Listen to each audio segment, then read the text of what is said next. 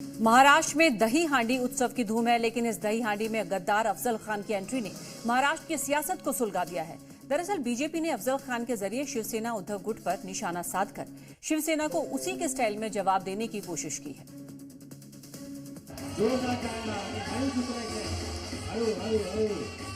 मुंबई में दही हांडी की तैयारी, इसमें भी सियासत भारी।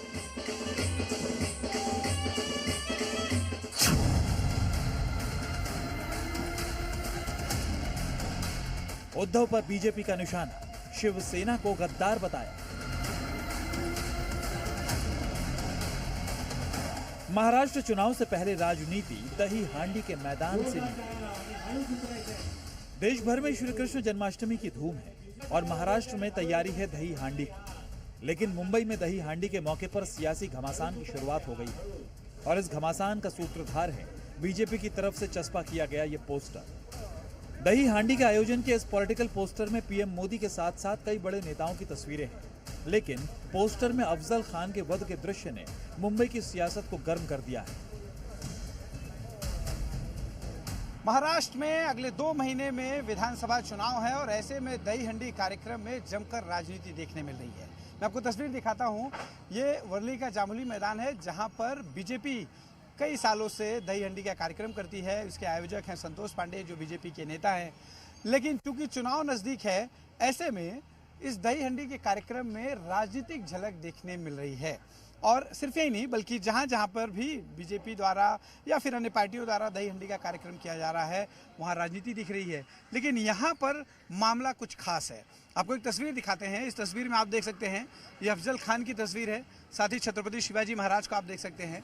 छत्रपति शिवाजी महाराज और अफजल खान से जुड़ी एक कहानी जो बहुत मशहूर है, वो ये कि शिवाजी महाराज से गले लगते समय उन्हें मारने की कोशिश अफजल खान करता है, लेकिन छत्रपति शिवाजी महाराज चौकन्ने थे और फिर अफजल खान को उन्होंने मार डाला। मुंबई के जिस वर्ली इलाके में इन पोस्टर्स को लगाया गया है, वो आदित्य ठाकरे का विधानसभा क्षेत्र है और इन पोस्टर्स के जरिए बीजेपी ने उद्धव गुट पर 2 तरफा हमला बोला है। एक तो बीजेपी शिवसेना उद्धव गुट की तुलना अफजल खान से करने में जुटी है, तो वहीं इन पोस्टर्स के जरिए बीजेपी शिवसेना को 2019 और 2022 चुनावों की याद दिला रही है। यानी कि अफजल खान का वध कैसे छत्रपति शिवाजी महाराज ने किया, वो यहाँ पर बताने के साथ साथ एक तरह से बीजेपी ने 2022 में जो सत्ता परिवर्तन एकनाथ शिंदे के जरिए किया, वो अफजल खान के धोखे को जवाब देने की तरह दिखाने की कोशिश की जा रही है। इस तरह की राजनीति दही हांडी के समय अक्सर हम देखते हैं, लेकिन चुनाव नज़दीक है। ऐसे में ये जो कोशिश है, ये बेहद अलग तरीके की बीजेपी की तरफ से दिखाई दे रही है। महाराष्ट्र में इसी साल के आखिर में विधानसभा चुनाव है और बीजेपी ने अभी से वोटों के ध्रुवीकरण की शुरुआत करते हुए शिवसेना उद्धव गुट पर हमला शुरू कर दिया है। बीजेपी नेता नितेश राणे ने शिवसेना हेडक्वार्टर मातोश्री की तुलना दिल्ली के जामा मस्जिद से करके नया सियासी बखेड़ा खड़ा कर दिया है। वही बचा है ना, अभी से मातोश्री पे हीरा झंडा लगाना ही बचा है। क्यों जामा मस्जिद और मातोश्री में ज़्यादा फर्क पड़ा नहीं। हमको आश्चर्य लगता है कि वहाँ हमारे बाला साहब ठाकरे बैठते थे।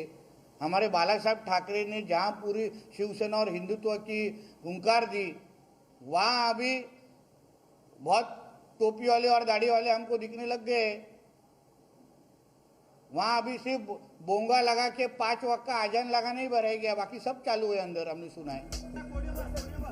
महाराष्ट्र की सियासत में शिवसेना उद्धव गुट की तरफ से बीजेपी को कई बार गद्दार बताते हुए अफजल खान की औलाद कहा गया और अब बीजेपी ने उद्धव गुट के हथियार को उन्हीं के लिए 2-धारी तलवार बना दिया है। यानी अब उद्धव बीजेपी पर अफजल के नाम पर हमला बोलेंगे तो चोट कहीं ना कहीं उन्हें भी लगेगी। अश्विनी कुमार पांडे, मुंबई, जी मीडिया।